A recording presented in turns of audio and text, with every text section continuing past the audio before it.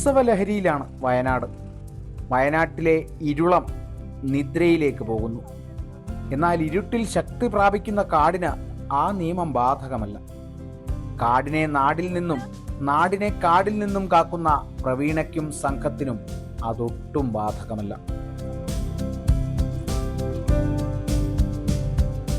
Sound ഒന്നും കേട്ടിട്ടില്ലല്ലോ സാറേ? ഒന്ന് നോക്കിക്കോണേ. ഇന്നലെ 17 ഏക്കറിൽ ഓർക്കടവിലൊക്കെ ഇന്നലെ ഇറങ്ങിയിട്ടുണ്ട്. പിന്നെ അല്ലാതെ എന്തെങ്കിലും വെടിപൊട്ടലോ എന്തെങ്കിലും ഉണ്ടോന്നും കൂടെ ഇന്നലെ ആ ഭാഗത്ത് എവിടുന്നോ സൗണ്ട് കേട്ടെന്ന് പറയുന്നത്. എന്നാൽ ഉത്സവ സമയം കൂടെ അല്ലേ, അവിടെ ഇപ്പോൾ ആൾക്കാർ പോകുന്നുണ്ട്.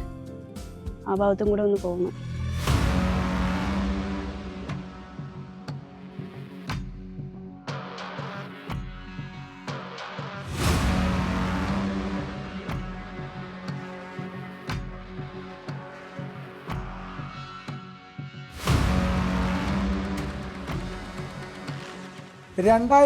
ൽ ബീറ്റ് ഫോറസ്റ്റ് ഓഫീസറായി ചുമതലയേറ്റ ഈ തിരുവനന്തപുരത്തുകാരി ആദ്യം കാടിനെ അറിയുന്നത് വയനാട്ടിൽ നിന്ന്.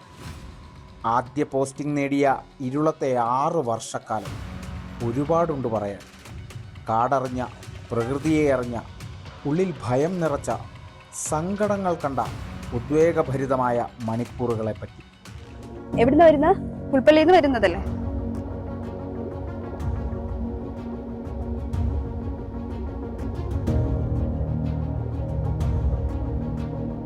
ഒരു ദിവസം പെട്രോളിങ്ങിന് ഉച്ച സമയത്ത് ഇന്നപ്പോൾ തന്നെ ഞാൻ ജീപ്പിന് പുറത്ത് നിൽക്കുകയായിരുന്നു. പുറത്ത് നിന്ന് ജസ്റ്റ് ആ സമയം നമുക്കൊരു കടുവ വരുമെന്നോ ഒന്നും ഒരു പ്രതീക്ഷയില്ലായിരുന്നു. ആ മെയിൻ റോഡിൻ്റെ ആ സൈഡിലായിട്ട് നിൽക്കുകയായിരുന്നു. ഫോൺ ചെയ്തുകൊണ്ട് ഇരുന്നപ്പോഴാണ് നമ്മുടെ കൂടെയുള്ള ഒരാൾ പറഞ്ഞ് അവിടുന്ന് കടുവ വരുന്നെന്ന്. പെട്ടെന്ന് അവൻ എന്നെ വണ്ടിയിൽ പിടിച്ചു കയറ്റി. നോക്കിയപ്പോൾ കടുവ പാസ് ചെയ്തു വരുന്നു. തൊട്ട് പുറകെ വേറൊരു അതായത് ട്രൈബിലെ ഒരാൾ വരുന്നുണ്ടായിരുന്നു. അവർ മുന്നിൽ പെട്ടുപോയാൽ നമുക്ക് പറയാൻ പറ്റില്ല എന്താണ് സ്ഥിതി. ആളെ നോക്കാതെ പെട്ടെന്ന് അയാളെയും കൂടെ കൈപിടിച്ച് ജീപ്പിൽ കയറ്റിയിട്ട് അവിടുന്ന് വണ്ടി മാറ്റി വരികയും ചെയ്ത.